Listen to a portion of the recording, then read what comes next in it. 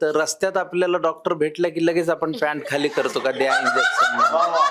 Doctor साहेब जरा. मला show cause notice पण मिळालेली आहे, सारखी रजा घेते म्हणून. पण मग मी म्हटलं देना ज्योतीमध्ये का लिहून देता हमें इन पे नाच आहे, नाही लिहायचं. मग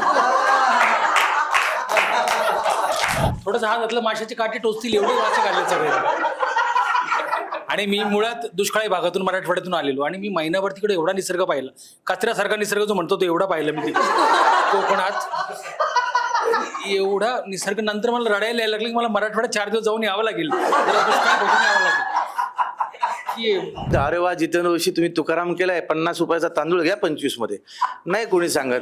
किंवा घाणेरडा सिनेमा केलाय, 50चा तांदूळ तुला 75, नाही असं कोणी नाही सांगत. माझ्याबद्दल बोलणारे आहे त्यांच्या अकला गहाण पडले, कारण त्यांना कळत नाही की 4थी मध्ये पहिला डान्स केला, आज वयाची 80 चालू आहे तरी काम करते, बाकीच्यांच्या सारखी लपेटून घरी नाही बसली, अजूनही जाते मी. कळायला पाहिजे, बोलायला तोंड आहे हो, धरता येत नाही. आपण नाही धरायचं, आपण दाखवायचं. आयुष्यभर खाल्लेल्या हापूस आंब्याची परत फेड करून आलेले आहे कोकणात. कोणाला वाटलं मला घ्यावं आणि पैशाचं जमलं तरच मी करते, नाही तर अगदीच भिकाऱ्यासारखे पैसे देतात तिथे मी नाही कर. माझीच मला लाज वाटते, मी का करते का.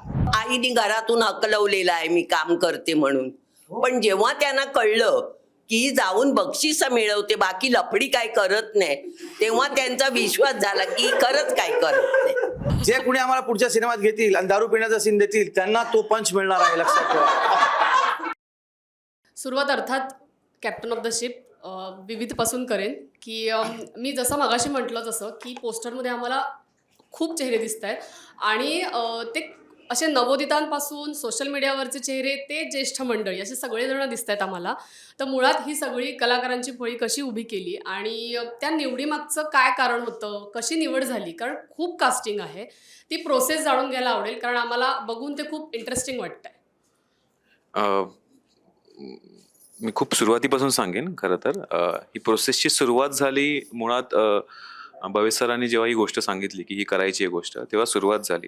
तोपर्यंत मलाही माहिती नव्हतं की मी हा सिनेमा दिग्दर्शित करतोय.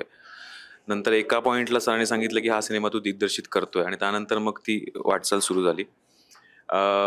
ह्या सिनेमाचं जे कथानक आहे त्याची गरज आहे एवढी कास्टिंग, एवढे कॅरेक्टर्स, त्यामुळे ह्यांच्याशिवाय हा सिनेमा उभाच राहू शकत नव्हता. आणि ती जर कॅरेक्टर जशी आहेत, म्हणजे जशी ज्या गोष्टीची गरज आहे तशी बसली नसती तर सिनेमाही फसला असता.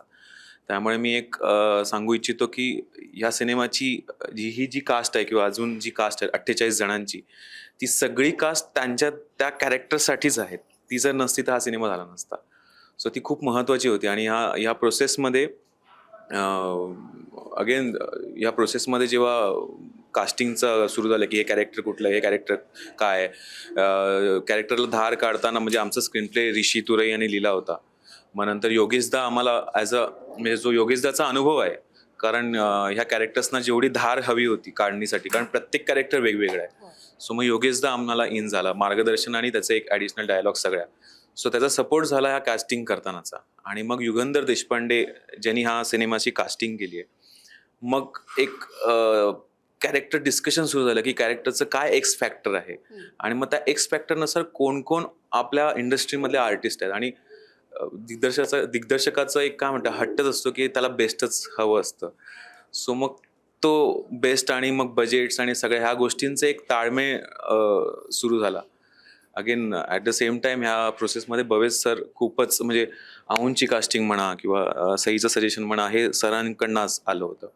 आणि त्यामध्ये मग युगंधर देशपांडे आणि आम्ही बसून एक कास्टिंग करत गेलो आणि ती अशी चपलक बसत गेली की बाबा हा ही परफेक्ट आहे, ही परफेक्ट आहे, ही परफेक्ट आहे, ही परफेक्ट आहे. आणि मग ती तशी कास्टिंग झाली. आणि 48 कास्टिंग आहेत या कास्ट आहे या सिनेमाची, आणि त्या प्रत्येक 48 आर्टिस्टचा अनुभव या सिनेमाला लागलेला आहे. आणि तो 48 कास्टिंगचा अनुभव किंवा या सगळ्या आर्टिस्टचा अनुभव मिळून माझा एक अनुभव तयार झालाय, जी आहे तुंबाडची मंजुळा. तर मग अशी म्हणालो जसं की 48 आर्टिस्ट आहेत आणि 48 अनुभव आहेत, ते अनुभव या चित्रपटाला लाभले आहेत आणि त्यामुळे हा सिनेमा झालाय तयार, तुंबाडची मंजुळा.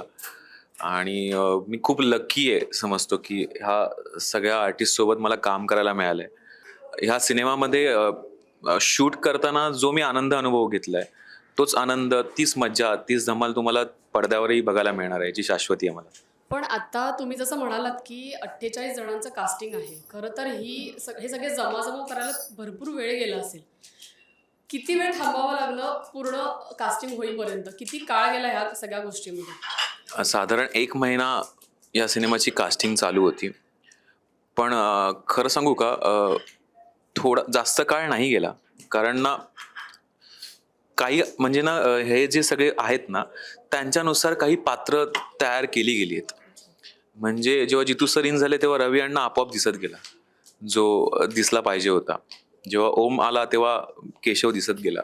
सो ना हे जे आर्टिस्ट सगळे आहेत त्या आर्टिस्ट सोबत ती पात्र सुद्धा उभी राहिली आहेत माझ्यासमोर. आणि 1 महिना तरी साधारण या सिनेमाची कास्टिंग चालू होती. आम्ही कोकणात जाऊन प्रॉपर ऑडिशन्स झाल्यात आणि कोकणातले आर्टिस्ट जे खरंच खूप कमाल काम केलंय. तुम्हाला वाटणार नाही की म्हणजे तिथे ते लोकल नाटकामध्ये आणि काम करतात, सगळ्या दशावतारामध्ये काम करतात ती सगळी माणसं काही. पण त्यांनी म्हणजे आम्हीच अवाक होतो शूट करताना की अरे हा ते स्क्रीन प्रेझेन्स बघताना की अरे यांना स्क्रीन समजते. सो खूपच म्हणजे ही प्रोसेसच कमाल होती कास्टिंगची आणि ती मजा आली आहे त्यामुळे. सगळ्यात शेवट लॉक कोण झालं? मी का विचारते माहितीये का हे? कारण की इथे 2 मंडळी अशी आहेत ना की जे प्रचंड बिझी आहेत आता. आम्ही त्यांना मराठीसह हिंदीतही बघतोय, आणखीनही कुठे कुठे बघतोय, सई आणि जितू. तर मला असंच एक कुतूहल म्हणून सगळ्यात शेवटी कोण लॉक झालेलं आहे?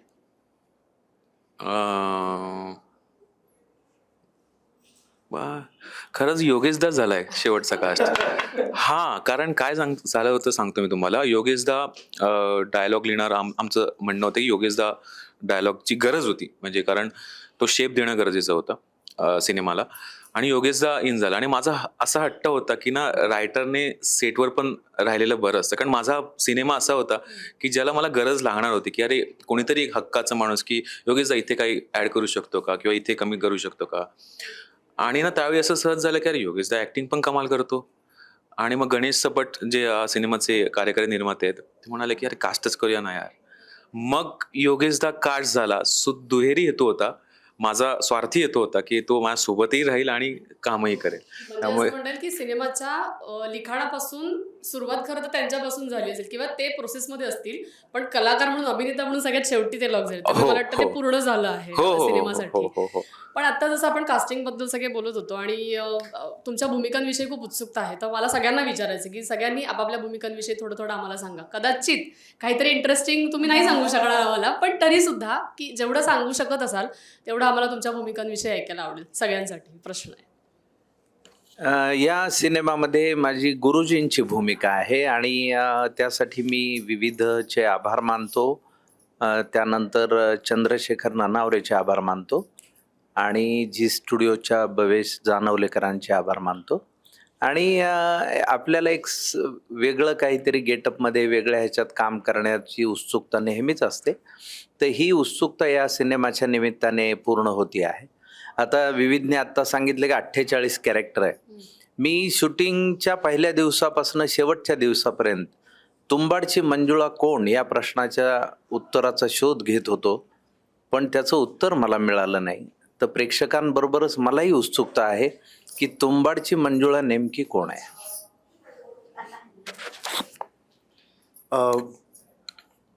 मी केशव नावाचं पात्र केलंय आणि या पात्रासोबत काही महत्त्वाच्या घटना घडतात ज्याच्या आजूबाजूला चित्रपट उलगडत जातो. परंतु ते पात्र तसं पॅसिव्ह आहे, ते फार ॲक्टिव्हली काही करत नाही, पण त्याच्यासोबत फार महत्त्वाच्या घटना होतात. तर गावातला एक तरुण आहे जो छोटं मोठं काम करतो गावात, जो चांगला आर्टिस्ट आहे, पण गावात थोडंफार काम त्याला जसं जमेल जेवढं मिळेल तेवढं करायला लागतं, पेंटिंगचं वगैरे. तर तसं तो काम करत असतो, त्याच्या दोस्तांबरोबर टाइमपास करत असतो, मजा मस्ती करत असतो. त्याचं प्रेम असतं गावात कोणावर तरी, तिकडे काही होतंय का जरा बघत असतो. असं सगळं त्याचे उद्योग चालू असतात. असं माझं पात्र आहे. इतके वर्ष काम केल्यानंतर सुद्धा जेव्हा असं म्हणायला चान्स मिळतो, संधी मिळते की तुम्ही मला अशा रूपात कधीच पाहिलं नाहीये, तेव्हा खरंच बरं वाटतं. आणि तुम्ही मला अशा रूपात कधीच पाहिलं नाहीये. हे जे पात्र आहे ते सई ताम्हणकर ज्या विचारसरणीची आहे त्याच्यापेक्षा बिलकुलच ऑपोजिट विचारसरणीची ही मुलगी आहे. आणि मला ती फार आवडत नाही खरं सांगायचं तर, पण ती आवडतेही. म्हणजे असे मिश्र फिलिंग्स माझ्या मनात उत्पन्न करणारं असं हे पात्र आहे. आणि माझी परीक्षा पाहिली या पात्राने, मला आतोनात त्रास दिला. काही कोडीसुद्धा जी मलाच माहीत नव्हती की ती कोडी आहे ती सुद्धा या पात्राने सोडवली. त्यामुळे हे पात्र माझ्यासाठी खूप खास आहे. आणि 5 जूनला तुम्हाला कळेलच की हे कुठलं पात्र आहे. पण मला हे साकारताना त्रेधा तिरपीट माझी झाली, पण मला तेवढीच मजा आणि समाधानही मिळालं. रवी अण्णा नावाचं पात्र मी साकारतो आहे. तर रवी अण्णा हा सगळ्यांमध्ये मिळून मिसळून राहणारा, थोडंसं नेतृत्व गुण असलेला, धडाडी असलेला, ज्याच्यावर गावही प्रेम करता, ज्याचं गावावरही प्रेम आहे. आणि अर्थातच अनेक लोक त्याचं ऐकतात. तो म्होरक्या आहे आणि त्याचमुळे काही लोक त्याच्यावर जळतात, काही लोकांना तो आवडत नाही. गावामध्ये जे एक कितीही छोटं गाव असलं तरी एक छोटंसं एक राजकारण चालू असतं. जिथे माणसं येतात तिथे राजकारण येतच, नाही का? कारण मतमतांतरं असतात, वादविवाद असतात, गोष्टी असतात. सगळ्यांना मिळून काहीतरी एक गोष्ट सोडवायची असते, तरी सुद्धा मान मिळावा असं प्रत्येकालाच वाटत असतं. तर गावामध्ये एक घटना घडते ज्याचा परिणाम एका पात्रावर होतो, केशवर, आणि मग त्यावर हुकूम रवी अण्णा आणि इतर सगळंच गाव त्या घटनेकडे कशा पद्धतीने बघतो. आणि ती घटना त्या एका प्रसंगातून या सगळ्या व्यक्तिविशेषांचे जे स्वभाव आहेत ते स्वभाव आणि त्या घटना, तो प्रसंगनिष्ठ आणि व्यक्तिनिष्ठ विनोद होत होत गोष्टी पुढे सरकत जातात. तुम्हाला सिनेमा घाबरवतो सुद्धा, थोडंसं उत्सुकता शिगेला सुद्धा पोहोचवतो. पुढे काय घडणार असं वाटत असताना तुम्ही कितीही ठोकताय लावले तरी भलत्याच ठिकाणी तो सिनेमा जाऊन पोहोचतो आणि एक अनपेक्षित वळण घेतो. तर त्या सगळ्या गोष्टीला हा एक अत्यंत चांगला भला माणूस, ज्याचं लग्न झालेलं नाही अजून, तो कशा पद्धतीने सामोरा जातो आणि काय प्रतिक्रिया देतो, या पद्धतीची माझी भूमिका आणि हा चित्रपट आहे. उषाजी, मुळात म्हणजे मी या सिनेमात येण्याचं कारण आमचे भवेश सर, त्यांनी माझं नाव सांगितलं विविधला. म्हणाला या रोलसाठी आऊला घे. आऊला घे म्हटलं म्हणून रोल मोठा नाही आहे, रोल छोटाच आहे, पण मी ह्याची आई आहे. आमचं घर आहे, आमच्या घरातच दुकान आहे. हा दुकानावर असतो नसतो, पण दुकानाच्या बाहेर जे बसायचं आहे दगडाचं, तिकडेही म्हातारी कायम बसलेली असते, डोळ्यांनी दिसत नाही, मोतीबिंदू झालेला आहे. पण दुनियाच्या गाव पंचायती हिला खूप आहेत. म्हणजे जे नेहमी करतात ना तेच करते मी, दिसत नाही. असं माझं कॅरेक्टर आहे, छोटं कॅरेक्टर आहे, पण या पोरांच्यावर काम करताना खूप मज्जा आली. नवीन डायरेक्टर बरोबर काम करताना आणि मज्जा आली. यात मी सतीश नावाची भूमिका करतोय. सतीश असं माणूस आहे, त्याचं आयुष्य रवी अण्णा आहे. म्हणजे प्रत्येकाला आयुष्यात एक गोल असतो, म्हणजे काहीतरी करायचं असतं. ह्याला फक्त रवी अण्णासाठीच करायचं असतं. म्हणजे तो म्हणेल ती पूर्व दिशा, कारण त्याच्या दृष्टीने रवी अण्णा हे त्याचं जग आहे. त्यामुळे ते कॅरेक्टर करताना खूप मजा आली, कारण रवी अण्णासोबत हे आयुष्य घालवणं आणि त्यासोबत इतर इरसाला माणसं त्याला भेटणं, तर हा सगळा ग्राफ या सतीश या कॅरेक्टरमध्ये आहे. त्यामुळे करताना खूपच मजा आली. आणि आपण असं म्हणतो वेगळी भूमिका करण्याचा आपला प्रयत्न असतो, तसं मी प्रयत्न केलेला आहे. सो पण छान जमलाय तो विविधमुळे, जितू आणि सगळेच आमचे कोआर्ड सगळ्यांमुळे, आणि त्याचा परिपाक सुंदर तयार झाला जो 5 जूनला आपल्याला बघायला मिळेल. असं म्हणतात की जुनं ते सोनं आणि नवं ते हवं, हे सगळं तुम्हाला या सिनेमात बघायला मिळेल. इथं जुनं ते सोनं पण आहे आणि नवं ते हवं असं कोकणातले नवीन कलाकार जे दशावतारात नमनात काम करणार ते लोक. मी या सिनेमात म्हणजे ऑडिशनला गेलो ॲक्टिंगच्या, तिथं मला बोलवलं गेलं ॲडिशनल संवाद लिहिण्यासाठी. ते संवाद लिहून झाल्यावर मग मला सांगितलं की हे पात्र तू करतोय. जर आधी सांगितलं असतं तर माझ्या वाटेला काहीतरी चांगली 4 वाक्य मी लिहिली असती, पण ती संधी मला विविधने दिली नाही. पण विविध, मी माझ्याबद्दल बोलण्यापेक्षा मी सगळ्यांबद्दल बोलेल की विविधनी 1-1.5 वर्षापासून या सिनेमावर काम करतोय आणि तो प्रत्येक सीन कसा झाला पाहिजे, म्हणजे अख्खा सिनेमा त्यांनी आधी बघितला होता की तो कसा दिसणार आणि त्यांनी तसाच केला. जितू दादा सोबत आम्ही 30-32 दिवस एकत्र होतो. तो जसा सिनेमात आहे तसाच तो पडद्यामागं सुद्धा तसाच वागला. आम्हाला, आमचा म्होरक्या, आम्हाला घेऊन काम करणारा, आमच्यावर प्रचंड प्रेम करणारा.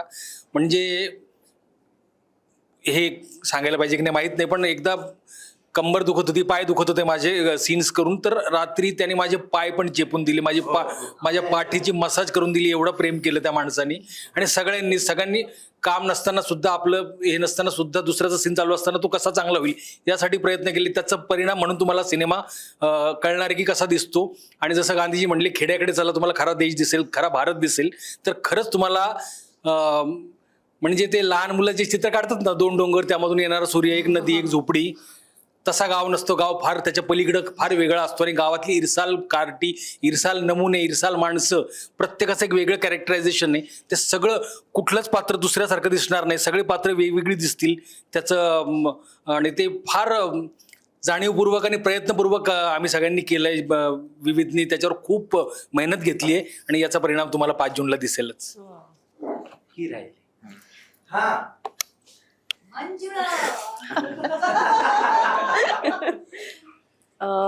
नमस्कार, मी प्रियल. या हॅलो. सो मी या चित्रपटामध्ये दर्शना नावाच्या मुलीचं कॅरेक्टर प्ले करते, जी गावातली मुलगी आहे, साधी, सोज्वळ एकदम. आणि तिचं एका गावातल्या मुलावर प्रेम असतं, त्याचं सुद्धा तिच्यावर प्रेम असतं. पण दोघंही जण व्यक्त होत नसतात, एकमेकांना सांगत नसतात. ती नजरेमधली एक केमिस्ट्री तुम्हाला पाहायला मिळेल. या कॅरेक्टरमध्ये डायलॉग्सपेक्षा मला एक्सप्रेशन्सवर काम करायची संधी मिळाली.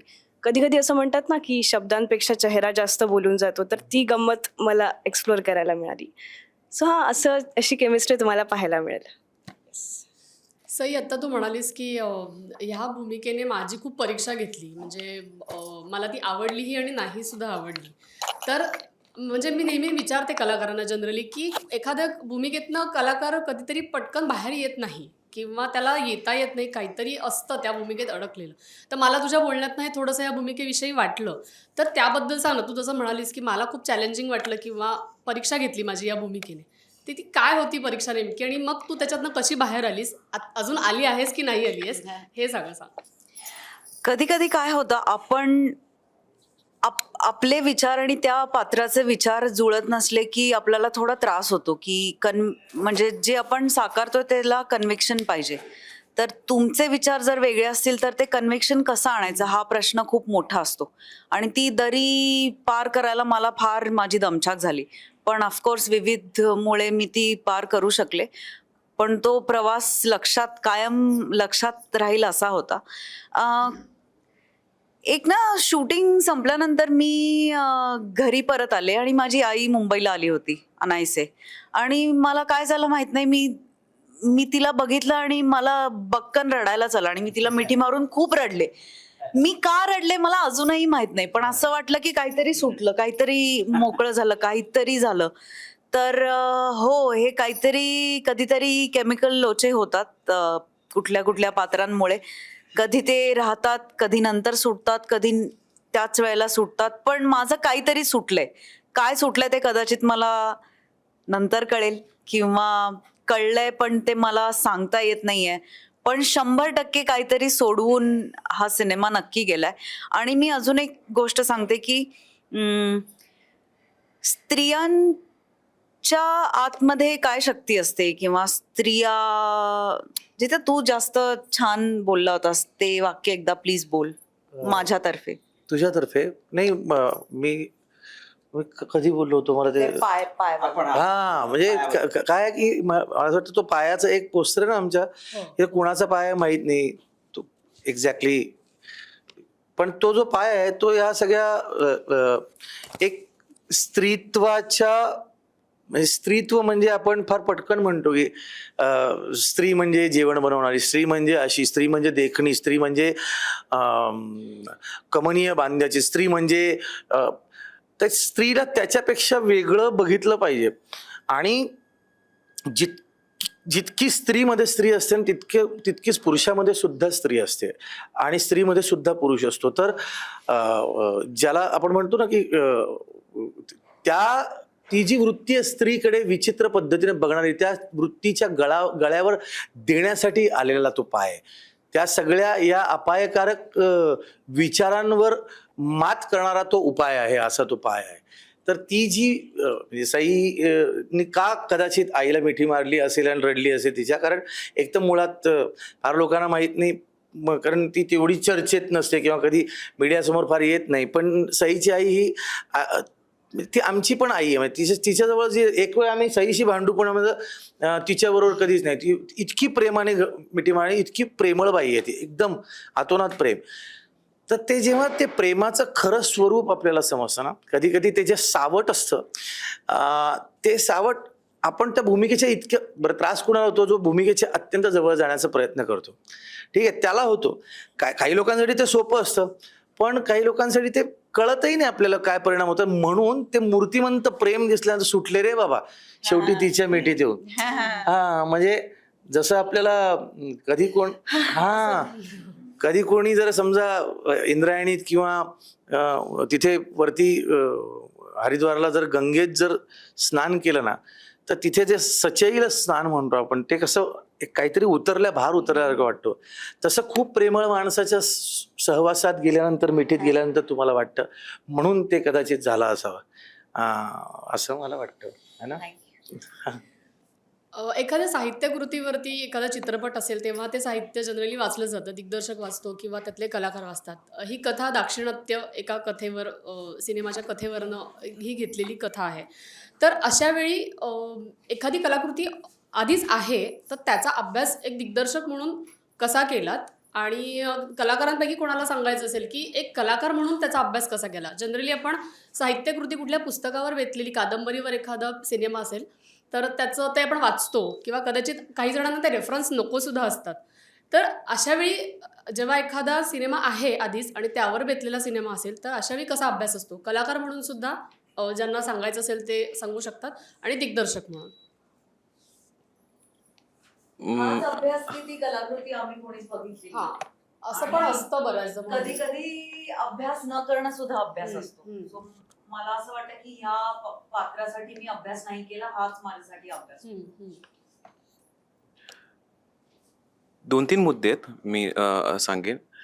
मला असं वाटतं as a creative person, as a director म्हणून इन्स्पिरेशन कुठूनही मिळू शकतं आणि तो स्पार्क मिळणं गरजेचं असतं, आणि तो स्पार्क मला मिळाला तिकडनं देवाच्या कृपेने. आणि बवे सरांनी मला ही संधी दिली आणि अभ्यास सुरू झाला. त्या अभ्यासाची तयारी त्यांनी करून घेतली माझ्याकडनं, कारण ती एक युनिव्हर्सिटी आहे बवे सर आमच्यासाठी.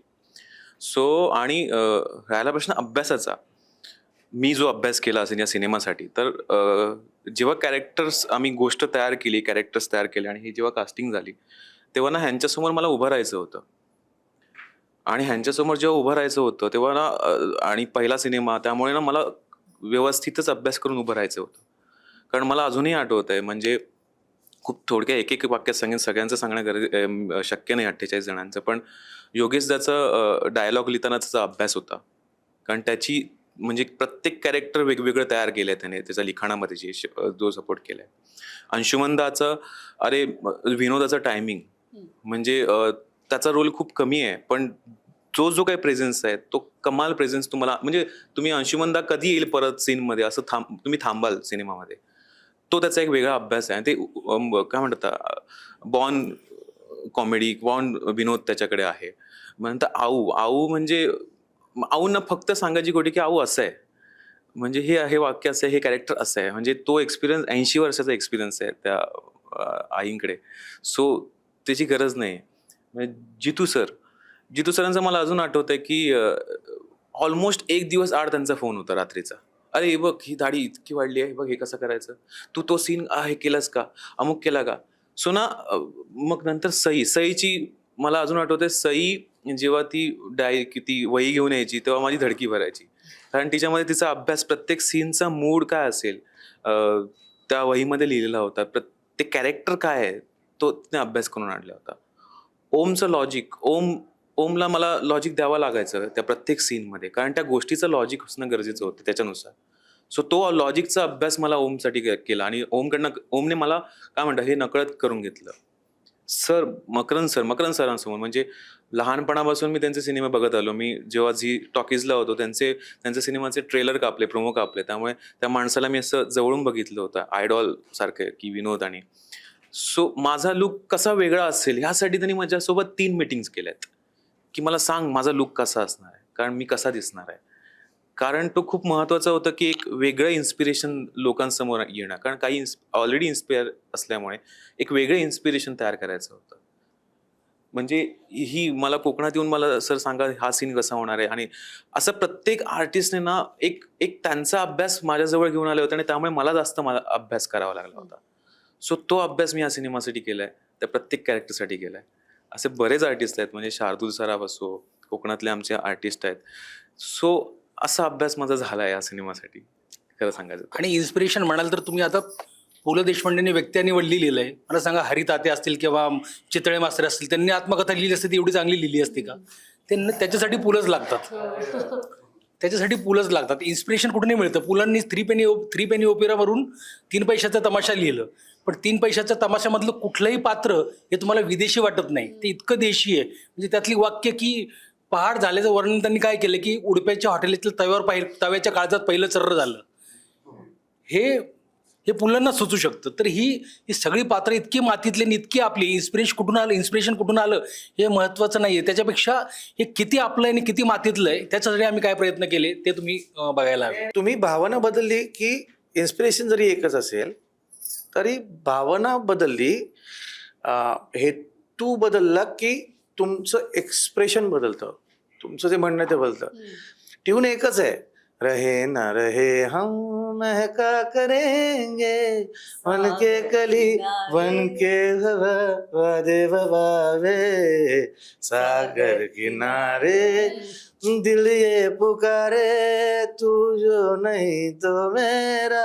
अशी 6-7 गाणी एक म्हणजे आता ही रहे ना रहे हम कुणाचं आहे बरं? रहे ना रहे हम ज्यांचं गाणं आहे मला वाटतं मदन मोहन साहेबांचं आहे का, त्यांना ते गाणं SD बर्मन यांच्या ट्यूनवरनं कुठल्या तरी सुचलेलं आहे की अरे आणि त्यांनी सांगितलं मला ते तुमचं ना त्याच्यावरनं इन्स्पायर होऊन मी हे घेतलं. आता त्याच्यावरनं मग RDने घेतलं, RD नंतर ते आणखी कोणी. त्याचं गंमत अशी आहे ना, कुठली ना कुठली गोष्ट कोणी ना कोणी याच्या आधी मांडून ठेवलेलीच आहे, तुम्ही ती कुठल्या पद्धतीने मांडता. मी आता हे मध्यंतरी यानं मला फोन केला की असं मला ऐकवलं सगळं. म्हटलं अरे फॅन्टास्टिक, आपण करूया. नंतर थोडे दिवस सर सॉरी आता काय होतं ना सगळेच नवीन कलाकार घेऊन करायचं चाललंय. मी म्हटलं काय हरकत नाही, नो प्रॉब्लेम, उलट मजा येईल, वेगळंच काहीतरी. एकही नाव असलेला कलाकार नाही, सगळे नवीन. म्हटलं फॅन्टास्टिक. मग थोड्या दिवसांनी परत सर आहेत का डेट्स, आपण परत नाही तुम्ही, किंवा मग काही नवीन काही नावाजलेले काही असं घेऊया, असं सगळं चाललं होतं. त्यात माझा नंबर येईल नाही असं चाललं होतं. आता मी तुम्हाला सांगतो, ती जर व्यक्ती आली असती, तो जर नट तिथे आला असता, त्याने वेगळ्या पद्धतीने केली असती भूमिका. प्रत्येकाचा आपला श्वास जसा मुंबईत चालतो तसा कुल्लू मनालीमध्ये नाही, वेगळा चालतो. आपणच असतो. आपण जसे इथे चालतो तसे गोव्यात चालतो का? वेगळाच चालतो. अशी गंमत आहे. तिथे कुठे काय करतोय, त्या कोकणाचं सुद्धा काहीतरी आहे, तिथल्या माणसांचं आहे, तिथल्या मातीचं आहे, तिथल्या दशावताराचं आहे काहीतरी. तिथली मंजुळा आहे ती, तिचा वेश, तिचं बोलणं, तिचं जे काही, प्रत्येक माणसाचं घाबरणं वेगळं आहे नाही का? ते प्रतिक्रिया वेगळी आहे ना प्रत्येक गोष्टीला. आता तुम्ही काही दिवसांपूर्वी तुम्ही दर आठवड्याला जवळपास करताच की नाही हे काम. तुम्ही तसं बघायला गेलं तर प्रश्न इथून तिथून आपण काय वेगळे वेगळे प्रश्न काढणार ना, पण तरी उत्तरं वेगवेगळी आहेत की नाही. प्रश्न तोच आहे, विचारणारा तोच आहे, पण कारण माणूस बदलला की उत्तर बदलणार, विचार बदलणार. नाही, उत्सुकता आहेच. आणि जसं योगेश म्हणाले तसंच की प्रत्येक कॅरेक्टर आम्हाला खूप इंटरेस्टिंग वाटतं आहे. ट्रेलर आम्ही जे बघितले त्याच्यामध्ये ना एका डायलॉगला म्हणजे जसं मगाशी जितेंद्र म्हणाले की हा सिनेमा तुम्हाला रडवेल, उत्कंठा वाढवेल आणि कुठेतरी भावुकही करेल. आम्हाला कुठे कुठे हसवणारही आहे कारण की आम्ही खूप ट्रेलर ठिकाणी हसवणार आहे. हो आधी हसवणार आहे. टॉमेडो इज द फर्स्ट थिंग. कारण हे आम्ही ट्रेलरमध्ये याची झलक पाहिली आहे आणि एका ठिकाणी तर आम्ही बघितला ट्रेलर, आम्ही दोघी सुटलो ते म्हणजे मकरंद सरांचा डायलॉग.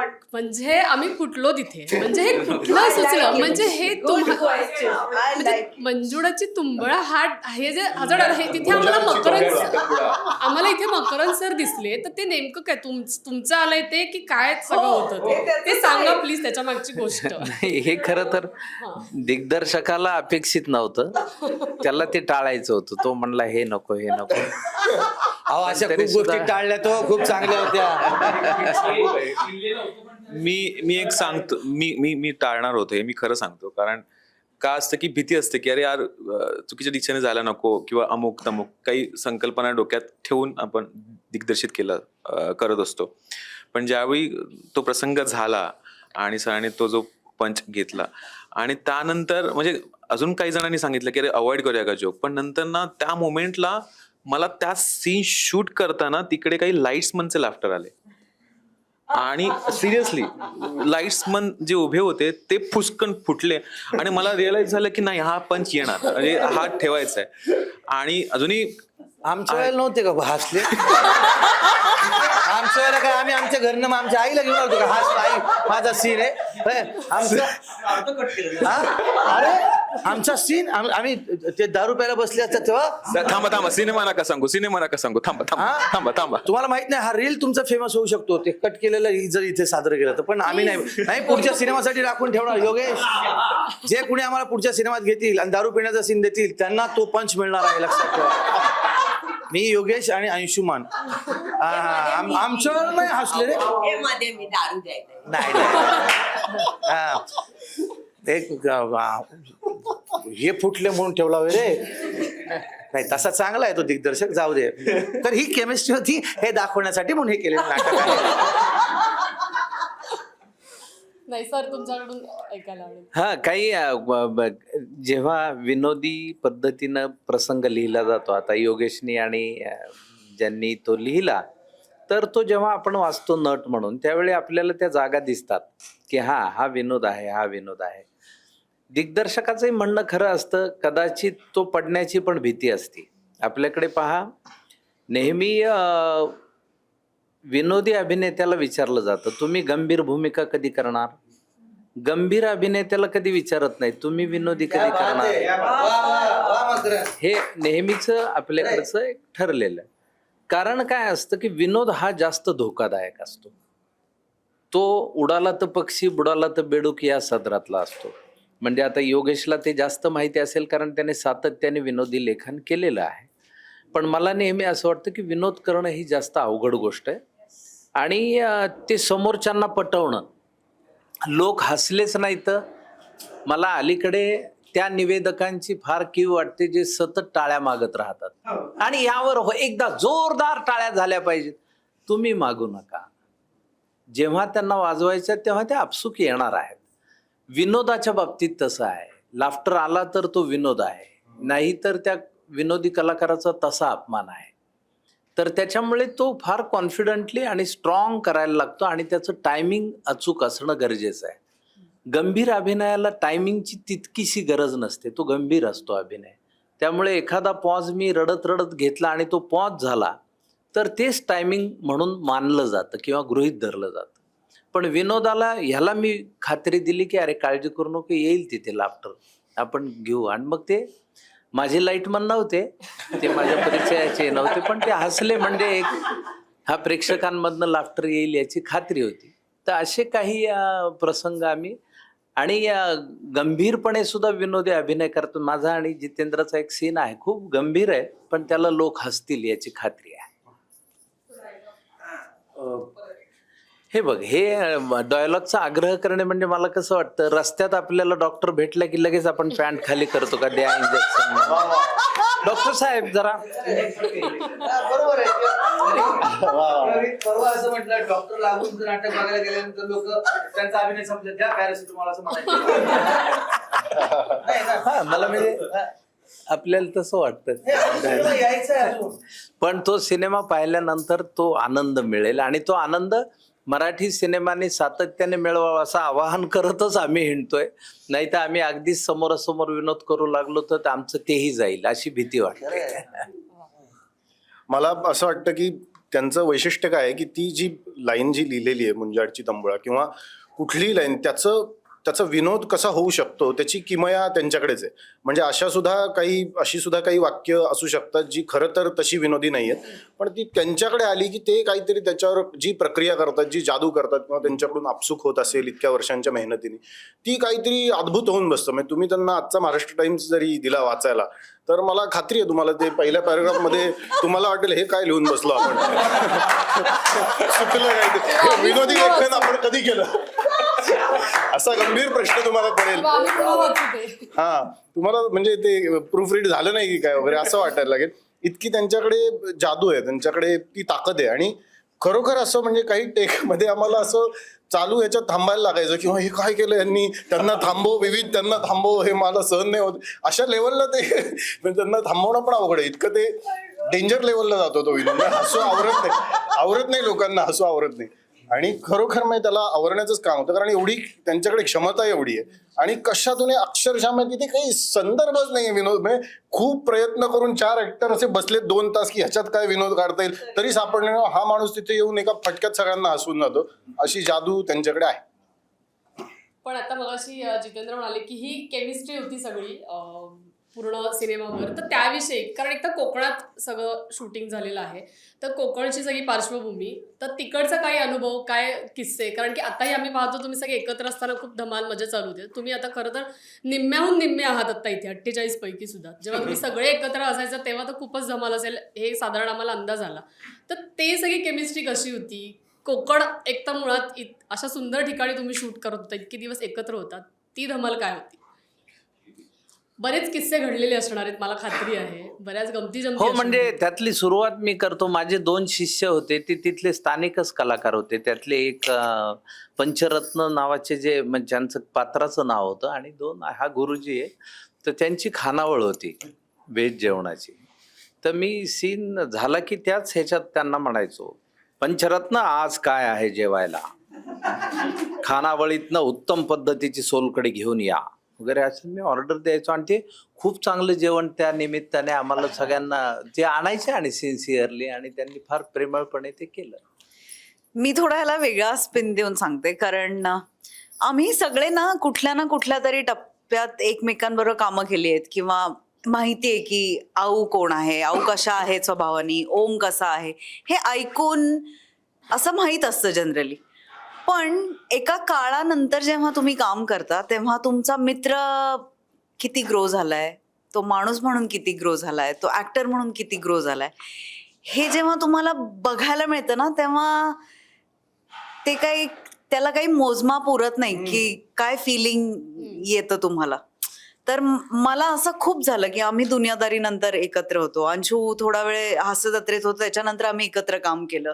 जित्याबरोबर अनेक अशा ऑपॉर्च्युनिटीज आल्या जिथे आमची काही सिनेमांसाठी लुक टेस्ट पण झाली होती, पण ते काही जमलं नाही. निघणार असं तर असं जेव्हा घडतं, मख्याजी आणि मी मानवत मर्डर्स मध्ये काम केलं होतं, सो असं जेव्हा घडतं ना, तो एक्सपिरियन्स खूप स्पेशल असतो. कारण तुम्ही माणूस म्हणून पण मित्राला पण पाहता ग्रो होताना, आणि काही एक नवीन सवयी लागलेल्या असतात, नवीन जुन्या गळून पडलेल्या असतात, अशा खूप गोष्टी असतात. ओम बद्दल मी खूप ऐकून होते की तो कसा आहे, त्याचं प्रेप कसं असतं, किंवा तो, तर एक उत्सुकता असते की कसा असेल तो माणूस म्हणून, कसा असेल, काय होईल सीनमध्ये. आऊची पर्सनॅलिटी मला भयंकर आवडते. जे काय आहे ते तोंडावर सडेतोड, फ्लॅम्बॉयंट आणि एकदम स्पष्ट वक्ती आहे ती. मी सुद्धा माणूस म्हणून तशीच आहे. तर मला अशी खूप उत्सुकता होती की हे कसे असतील काय, आणि सगळं सुंदर पार पडलं. आता प्रियल आहे, प्रियलचा आणि आमचा एवढं इंटरॅक्शन नाही, पण आता प्रमोशनच्या निमित्त मी जास्त इंटरॅक्ट करतोय. विविध पहिला नवीन डिरेक्टर आहे असं नवीन म्हणायला, त्याचं काम बघून तुम्हाला तो नवीन वाटणार नाही, पण खूप मजा आली. हा एक्सपिरियन्स खूप एनरिच करणारा असतो, खूप म्हणजे खूप काही श्रीमंत करणारा. नाही, पण आपल्या मराठीमध्ये कसं असतं माहितीये का, हे घे आपण आवाज मोठा आहे रे. आपण जेव्हा काम करतो ना, शूटिंगला जमतो, त्यावेळेला असं मी मोठा समजणारे असतील ते समजू दे, आम्ही काय समजत. आम्ही कोणाला मोठा समजत नाही. त्यामुळे सगळे एकत्र बसतात, एकत्र गप्पा गोष्टी होतात, मजा होतात. एखादं गिराईक पकडायचं, मला तर ती सवयच आहे, एखादं गिराईक पकडायचं आणि पिडायचं. हे मी सिरियल मध्ये पण करते. आता इथे पिडायला कोण मिळालं नाही मला, कारण मी जास्त दिवस नव्हते. मी होतो ना, पण गेल्या पण मराठीत एक आहे, जेव्हा काम करतात ना, ती एक फॅमिली बनते आणि करतात, त्याची गंमत वेगळी असते, जे हिंदीमध्ये दिसत नाही. प्रत्येक जण आपल्या व्हॅनिटीत बसतो आणि गप्प असतो, म्हणजे समोर दिसलं की बोलतात वगैरे, पण मराठीतली गंमत नाहीये. सगळे ते फॅमिली म्हणून शूटिंगला बोलवायचे ते ती म्हणते फॅमिली म्हणून शूटिंगला बोलवायचे, ये तू फॅमिली. नंतर बघतोय ते यांच्याच गाड्या झाल्या, यांचेच बंगले झाले, मी फॅमिलीतली असून सुद्धा वेगळीच राहिले. शूटिंगला बोलवलं की फॅमिली म्हणतात. नाही, आम्ही मजा केली. म्हणजे मी हिंदीवाल्यांचं नाही बोलत, हिंदीवाल्यांचं ग, मी आपल्या मराठीचं म्हटलं की नाही फॅमिली. हो, मी आपलं काय ना, तिने मला गिऱ्हाईक केलं, मी आता म्हटलं काहीतरी बोलेल, जरा उंगली करावी, पण नाही केलं तिने. आम्ही पुरेपूर फायदा घेतला कुठल्या गोष्टीचा. आमच्या दिवसाला 24 तास नाही, आमच्या दिवसाला 36 तास होते. कारण जर का आमची 12 तासाची शिफ्ट होती, ती आम्ही जर पुरेपूर केली, त्याच्यातही आम्ही 16 तासाचं काम केलं. 12 तासात 16 तासाचं कसं करता येत असेल, तर अलर्ट राहून सगळं करून, आणि त्याच्यानंतर 1 तास जायला 1 तास यायला, उरले किती 10 तास. त्याच्यामध्ये झोप किती, कमीत कमी 6 तास तर पाहिजे. ते सुद्धा घेऊन जे उरलेले तास होते ना, ते आम्ही म्हणजे आमची सहल होती, आमच्या मैफिली होत्या, आमच्या म्हणजे तिथे किस्स्यांपासून ते खाण्यापासून ते गाण्यापासून ते गझलपासून ते काय तुम्ही म्हणाल ते, म्हणजे ज्या ज्या हॉटेलमध्ये आम्ही राहिलो आणि ज्या ज्या ठिकाणी आम्ही शूटिंग केलं ना, आम्ही बेट लावून सांगतो, त्या हॉटेलला आणि त्या शूटिंगच्या ठिकाणांना, त्या झाडाला, तिथल्या माणसांना आमची आठवण येत राहणार. आम्ही असं शूटिंग आणि असं काम आणि असं माणसांबरोबर वागून आलो, आणि ती माणसं सुद्धा आमच्यावर तशी वागली. म्हणजे आपण म्हणतो ना की आयुष्यभर खाल्लेल्या हापूस आंब्याची परतफेड करून आलेलो आहे कोकणात. इतकी धमाल गेली आम्ही. म्हणजे मला अजीम एक दिवशी म्हणाला की मॅम बस करो, बहुत खा रहे हो आप. मी अजीमला असं कधी इतके वर्षात, माझा मॅन फ्रायडे, तो कधीही असं बोलत नाही मला. मी रोज फ्राईड फिश खात होते, रोज. तो एक दिवशी मला म्हणाला मॅम बस करो, हम बीमार पड जाओगे, बस करो. हे लागेल थोडंसं हात घातलं, माशाची काठी टोचतील एवढे वाचे काढले सगळे. आणि मी मुळात दुष्काळी भागातून मराठवाड्यातून आलेलो, आणि मी महिनाभर तिकडे एवढा निसर्ग पाहिला, कचऱ्यासारखा निसर्ग जो म्हणतो तो एवढा पाहिला मी कोकणात. एवढा निसर्ग, नंतर मला रडायला यायला लागलं की मला मराठवाड्यात 4 दिवस जाऊन यावं लागेल, दुष्काळ बघून यावं लागेल. आणि तो सुंदर निसर्ग, ते सुंदर कोकण तुम्हाला सिनेमात पण दिसलाय. कमाल केले, कमाल केले. आता आणि आणखी एक सांगतो सिनेमा तर आहेच, पण आम्ही जिथे जिथे राहत होतो ना, आमचा साईनाथ जळवी नावाचा मित्र आहे. आता तो खरं तर सिनेमाचं व्यवस्थापन करणारा माणूस आहे बरं का.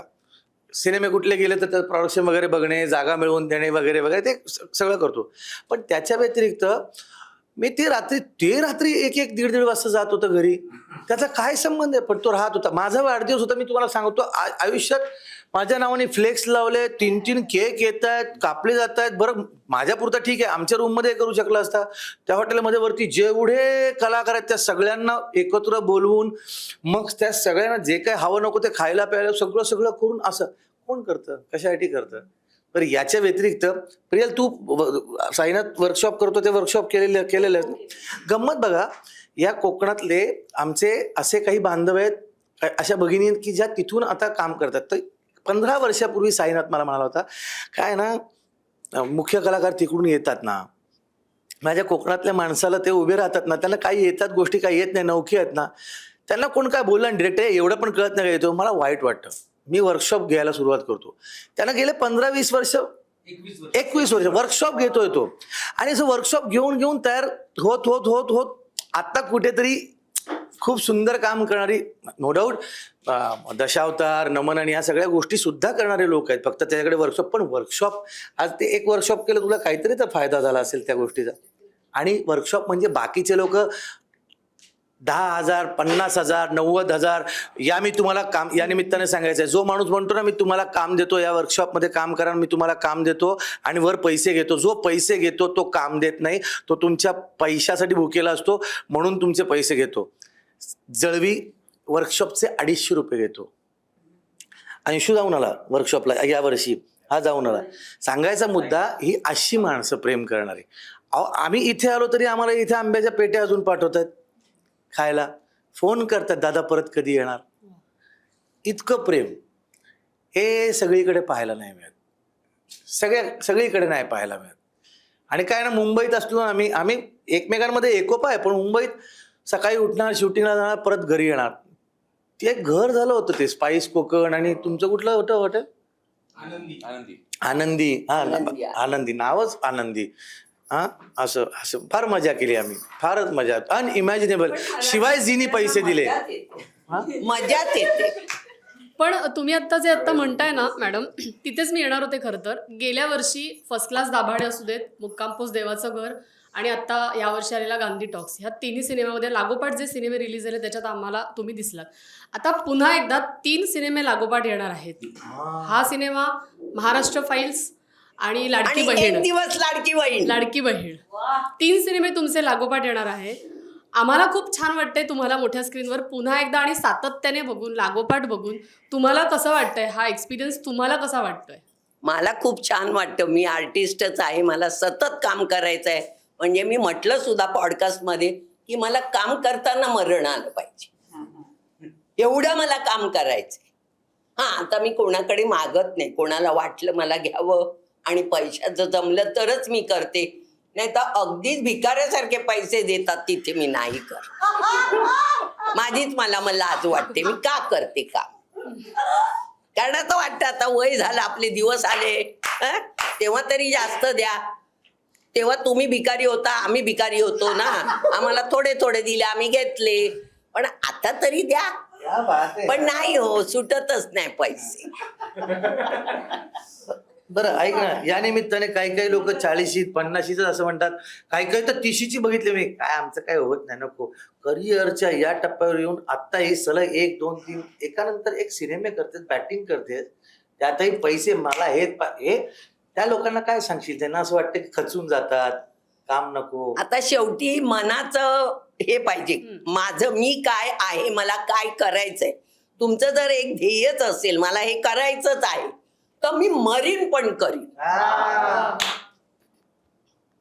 मला तसं आईने घरातून हकलवलेलं आहे मी काम करते म्हणून. पण जेव्हा त्यांना कळलं की जाऊन बक्षीस मिळवते, बाकी लफडी काय करत नाही, तेव्हा त्यांचा विश्वास झाला की खरंच काय करत नाही.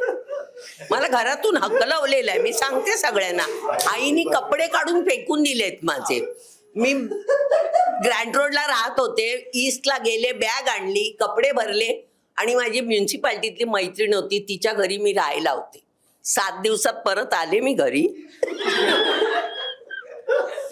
पण मग त्यांना कळलं की जाऊन गुरुमध्ये एवढी सगळीकडची बक्षिसं अशी कोणालाच नाही मिळाली. म्हणजे फायनलचं, सेंटरचं, कोल्हटकर, आळतेकर आणि अखिल भारतीय नाट्य परिषदेची 2 बक्षिसं, म्हणजे एका नाटकाची 7 बक्षिसं मला मिळाली. प्रत्येक ठिकाणी आई, पप्पा आणि भावंडे येत. म्हणजे त्यांना कळलं की खरंच काम करते, लफडी करत नाही. कारण आपण राहत होतो चाळीमध्ये. चाळ म्हणजे 4 मजल्याची चाळ. तिकडे असे सगळेच नोकरी करणारे नाही. 4 मजल्यामध्ये मी आणि माझी आईच नोकरी. माझी आई मास्तरीण होती आणि मी म्युन्सिपाल्टीत होती. तू पण नोकरी करायची? हो. त्याच्यानंतर मी बँकेमध्ये नोकरी करायला लागले. तिकडे मी 26 वर्ष केली. पण नोकरी सांभाळून मी हे सगळं केलं. पण म्हणून मी बँकवाल्यांचं ऑब्लिगेशन घेतलं नाही. मला शोकॉज नोटीस पण मिळालेली आहे, सारखी रजा घेते म्हणून. पण मग मी म्हटलं देना ज्योतीमध्ये का लिहून देता हमें इन पे नाच आहे, नाही लिहायचं मग. तेव्हा मी देना बँक पण इंटर बँक जेव्हा कॉम्पिटिशन व्हायची तेव्हा मीच बक्षिसं मिळवून दिली, हिंदीमध्ये पण आणि मराठीत पण. मग ठरलेलंच आहे माझं काम करायचं, मनापासून करणे आणि प्रामाणिकपणे करणे. आणि लोक काहीही बोलले तरी माझ्यावर जराही परिणाम होत नाही, कारण माझ्याबद्दल बोलणारे आहे त्यांच्या अकला गहाण पडले. कारण त्यांना कळत नाही की 4थी मध्ये पहिला डान्स केला, आज वयाची 80 चालू आहे तरी काम करते, बाकीच्यांच्या सारखी लपेटून घरी नाही बसली, अजूनही जाते मी. कळायला पाहिजे, बोलायला तोंड आहे हो, धरता येत नाही, आपण नाही धरायचं, आपण दाखवायचं. आणि जसं आता it was a film called Gandhi talks. It was a film. Now Usha talks. Nobody talks, okay? She's a gangster, man. सिनेमाची महाराष्ट्र फाईल्स लिहिणार ती लाडकी बहीण. काय सिनेमाची महाराष्ट्र फाईल जेव्हा लिहिली जाणार त्यात ही लाडकी बहीण असणार आहे. पण खरंच आता जे लागोपाठ तिन्ही सिनेमे येणार आहेत असेच सिनेमे सातत्याने तुमचे येत राहू देत आणि आम्हाला तुम्हाला बघायचंच आहे. तुम्ही आता एकदा एक म्हणालात की मी काम मागायला काही जात नाही, मला माझ्यासारखी म्हणजे मी असावी अशी भूमिका मिळाली तर माझ्यापर्यंत येते. त्या मुद्द्यावरच मला अंशुमन तुला विचारायचंय की तू मध्ये एकदा म्हणाला होतास की मी मधल्या काळामध्ये ठरवून थांबलो. खरं तर हे थांबणं आत्ताच्या काळामध्ये थोडंसं जोखमीचं असतं, पूर्वीपासून जोखमीच आहे. पण ते तुझ्यासाठी किती चॅलेंजिंग ठरलं का फायदेशीर ठरलं? चॅलेंजिंग आहेच, कारण चांगलं काम करायला आपलं थांबावंच लागतं, आपला दुसऱ्याला पटवून द्यावं लागतं मी हे पण वेगळं काम करू शकतो, आणि त्याचा विश्वास बसेपर्यंत आपली वेळ निघून जाते. पण ती वेळ निघून जाताना तुम्हाला कोण साथ देतं, तुम्ही कसे राहता मेंटली, हे सगळं डिपेंड करतं तुमच्या परफॉर्मन्सवर. आणि यासाठी मी क्रेडिट फक्त माझ्या फॅमिलीला, माझ्या बायकोला, मुलीला, बाकी कोण, आणि माझे मित्र पर ऑफकोर्स हितचिंतक आहेतच, पण खास करून त्यांना, कारण त्यांच्यामुळे आतापर्यंत मी स्ट्रॉंग आहे. आणि मला का वेगळं करायचं होतं, कारण मी एकांकिका फार वेगळ्या केल्या, व्यावसायिकमध्ये वेगळं काम केलं, परंतु काय होतं एखादी कॉमेडी गोष्ट लोकांना आवडली की मग तो शिक्का बसून जातो आणि मग त्याच पद्धतीची कामं येतात. मग ऍक्टर म्हणून असं वाटतं की माझं तेच होतंय, माझी इम्प्रूव्हमेंट व्हायची असेल थांबावं लागतं, आणि मला वाटतं क्रिएटिव्हिटी थांबवूनच होते, सातत्यानं फक्त पीठ पडतं, बाकी काय होत नाही. सो थांबलो आणि झालं, देवाच्या कृपेने चाललंय सगळं व्यवस्थित. पूर्णविराम दिल्याशिवाय नवीन वाक्य सुरू होत नाही. वा वा वा, हे ऐकायला पाहिजे. पूर्णविराम दिल्याशिवाय नवीन वाक्य सुरू होत नाही. पण म्हणजे खरं आहे की सालबर्डीनंतर पुन्हा एकदा आम्हाला वेगळ्या भूमिकेत तुम्ही दिसणार आहात, तर खूप आनंद आहे. आणि तुम्हालाही शुभेच्छा की तुम्ही आणखीन अशा वेगळ्या भूमिकांमध्ये दिसत राहावं आणि त्यानिमित्ताने आम्हाला भेटायला येत राहावं अशी आमची इच्छा आहे. ओम, तुला मला विचारायचं आहे की जनरली ना कलाकाराला म्हणजे भलेही ते भूमिकेसाठी काम करतात, पण तरी कुठेतरी कसं असतं की आपल्यावर म्हणजे आपण मध्यवर्ती असावं किंवा आपण एकमेव हिरो असावं किंवा हिरो नाही म्हणता येणार पण आपण मुख्य असावं त्याच्यामध्ये. पण आता गेला सिनेमा जो होता तुझा, आता थांबायचं नाही, त्याच्यामध्ये पण मल्टीस्टार होत आहे. हा सिनेमाही भरपूर कलाकार आहेत. अशा वेळी तुला ते चॅलेंजिंग म्हणता येणार नाही मला, म्हणजे शब्द मला सुचत नाही, पण त्याच्यामध्ये कसा कस लागतो अभिनेता म्हणून तुझा, आणि तुझं वर्किंग कसं असतं, किंवा तू जेव्हा अशी प्रकारची भूमिका निवडतोस तेव्हा तुझी विचार प्रक्रिया काय असते? कारण खूप जण असतात, काही नावाजलेले असतात, काही नवोदित असतात, कधीतरी नवोदित षटकार मारूनही जातात, त्यांचीही कदाचित स्तुती होऊ शकते. अशा वेळी तुझं वर्किंग कसं असतं? हे एका अर्थाने खूप लोक असणं हे चांगलं पण असतं, कारण आणि ते विशेषतः ते जर खूप चांगले कलाकार असतील किंवा प्रामाणिकपणे करणारे कलाकार असतील तर कसं असतं, अभिनेत्याचं खूप को ॲक्टरवर खूपच डिपेंडंट असतं. म्हणजे ती कलाच अशी आहे की ती ते एकत्र येऊनच, तू घरी फार मोनोलॉग म्हणत बसू शकत नाही, तुम्हाला यावं लागतं कोणीतरी. तर म्हणजे आता ऍक्टिंगचा रियाज काय करायचं वगैरे असं खूप वर्षानुवर्ष चाललेली ही डिबेट आहे. पण त्याला ती कलेची गरजच तशी आहे की तुम्हाला 4 लोक एकत्र आल्याशिवाय ती भट्टी जमत नाही, ते शिजत नाही ती डाळ. तर त्याच्यासाठी तो चांगला समोरचा पार्टनर असणं, समोरचा को ॲक्टर तितका चांगला असणं हे खूप गरजेचं आहे. आणि हे इतकी चांगली चांगली मंडळी जर आजूबाजूला असतील तर ती खरोखर पर्वणी असते. म्हणजे तुम्ही, म्हणजे मला काय वाटतं की त्या कलेतली गंमत काय आहे की काही काळ, काही क्षण तुम्ही त्या सिच्युएशनमध्ये खरोखर असता. प्रयत्न असतो अभिनेत्याचा की खरोखर त्या परिस्थितीत जाता यावं. दरवेळी तो यशस्वी होतो असं नाही, प्रयत्न असतो आणि त्या वेळेच्या त्या विशिष्ट भावना खरोखरी जागृत व्हाव्या. म्हणजे प्रेम करताना जे फिजिकली जे काय ते न्यूरोकेमिकल्स असतील किंवा जे काय असेल त्या ज्या जागृत होतात किंवा आनंद झाल्यावर जे न्यूरो हार्मोन्स जागृत होतात ते खरोखर अक्षरशः जागृत व्हावेत, अशा काही मोमेंट्स आपल्याला मिळाव्यात, अशा अपेक्षेने आपण त्या सिच्युएशन मध्ये जाण्याचा प्रयत्न करत असतो. आणि हे जर समोरचा को ऍक्टर तसं रिस्पॉन्ड करत नसेल तर खूप अवघड होऊन बसतं. तुम्ही प्रयत्न करत राहता पण तो दुसरा माणूस पण तितका तुम्हाला त्यांनी रिस्पॉन्ड केलं पाहिजे, तर तुम्ही ज्या लॉजिकवर स्वतःला आणायचा प्रयत्न करताय, ज्या इमोशनल स्टेटला आणायचा प्रयत्न करताय ते सहज साध्य होतं.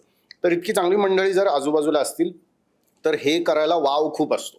आणि अशा म्हणजे आता जितू सारखा माणूस आहे किंवा सई सारखी अभिनेत्री आहे, तर ह्यांच्या बरोबर हे इतकं सोपं आहे कारण हे इतके कसलेले कलाकार आहेत. आता जितू खूप त्याच्या डोक्यात इतकं काय काय सुचत असतो, तो वेगवेगळ्या विषयांवर सतत बोलत असतो, पण जेव्हा तो टेक सुरू होतो ना तर त्याच्यातलं काहीतरी वेगळं जागृत होतं आणि असं वाटतच नाही की आधी हा माणूस जे करत होता तो टेक रोल व्हायला लागल्यावर तो इतकं कॉन्सन्ट्रेटेड असतो त्याचा एफर्ट की ते कट झाल्यावर परत असं वाटतं की चला आता हा वेगळंच बोलतोय काहीतरी.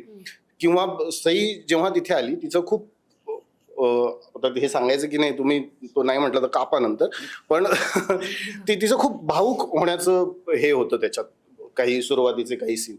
तर ती म्हणजे तिला ग्लिसरीन लागलं नाही वगैरे हे तर फारच सोपी गोष्ट झाली, पण त्याच्या व्यतिरिक्त ती इतकी खरोखर त्याच्यात होती, इतकी ती ढसाढसा रडली पहिल्या 1-2 टेकमध्ये की मला असं झालं की नाही हिला 2 टेकच्या पुढे आपलं चुकलं नाही पाहिजे, आता तिला त्याच्या पुढे ड्रेन करण्यात पॉइंट नाही, कारण मग तो खरेपणा हळूहळू शेवटी माणूस आहे आणि तो खरी भावना जागृत करायचा प्रयत्न करतोय. तो तुमच्यासमोर फेक काय करत नाही, त्याच्यामुळे 2-3 वेळेच्या पलीकडे त्याला आपण स्ट्रेच नाही करू शकत. तो ह्युमन कपॅसिटी त्याच्या पुढे ड्रेन व्हायला लागते. तर इतकं काहीतरी स्वतःचं काहीतरी देणारे अभिनेते अभिनेत्री आजूबाजूला असतील तर त्याच्यात गंमत आहे. त्याच्यामुळे हा प्रश्न खूप नगण्य होऊन जातो की तुम्ही मध्यवर्ती आहात की नाही आणि हे काय आहे वगैरे वगैरे. तर ते खूप किरकोळ होऊन जातात प्रश्न, कारण आपण त्या अनुभवासाठी झटत असतो. ते काहीतरी आपल्याला असा सीन करता यावा, अशी काहीतरी इम्प्रोव्हाइज करता यावा, आपल्याला काहीतरी असे क्षण सापडावेत आनंदाचे, म्हणजे कलाकारासाठी जे आनंदाचे आहेत असे काही क्षण सापडावेत. त्या प्रवासासाठी अशी मंडळी आजूबाजूला असणं ही फार फार फार सुवर्ण संधी असल्यासारखी गोष्ट आहे. त्याच्यामुळे हे मध्यवर्ती भूमिका वगैरे फार दुय्यम प्रश्न आहेत. ओम बद्दल एक ऍड करतो की माझ्या दृष्टीने चांगला ऍक्टर कोणता, तर जो चांगला रिॲक्टर आहे तो इतका उत्तम रिॲक्टर आहे की कुठल्याही अभिनेत्यासमोर अभिनेत्री समोर तो फार सहज सुलभतेनं त्यांच्या भूमिकेला पूरक असं काम करतो. त्यामुळे मला असं वाटतं की तो ऍक्टर आणि रिॲक्टर म्हणून दोन्ही म्हणून फार सशक्त आहे. पण आणि आता आणखी एक गोष्ट ऍड करतो याच्यामध्ये की तुम्ही मध्यवर्ती आहात की नाही यापेक्षा तुम्ही योग्य मुद्द्यावरती आहात की नाही हे फार महत्वाचं आहे.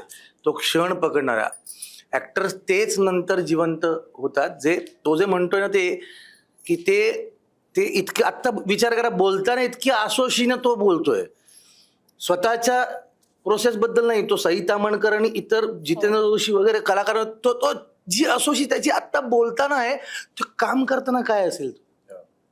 तर ते नवरा बायको लग्न केल्यानंतर आता वेगळंच उदाहरण आहे, किंवा आई आणि मुलगा, जेव्हा एखादं बाळ भूक लागल्यानंतर आईच्या स्तनातून दूध पित असतं तेव्हा ती स्त्री आणि ते बाळ वेगळं झालेलं नसतं, ते एक असतं, आई आणि लेकरू. त्याप्रमाणे तो क्षण दोघं मिळून साजरा, ते मातृत्व साजरं करत असतात. तसं ना, असं ऐकायला कदाचित खोटं किंवा बनावटी वाटेल, पण आम्ही काहीतरी एकत्र साजरं करत असतो कलाकार मिळून. ज्या वेळेला ते सापडतं ना, मग ते टाळी जर अंशुमान घेऊन जाणार असं फरक नाही पडत. अहो गंमत काय, सचिन तेंडुलकरच्या 100 सेंचुरीज झाल्या आहेत, सर सचिन तेंडुलकर यांच्या. पण कित्येक वेळा समोरनं धावणारा अजित आगरकर होता, हरभजन होता, VVS लक्ष्मण होता, नाहीतर सेंचुरी नसती झाली.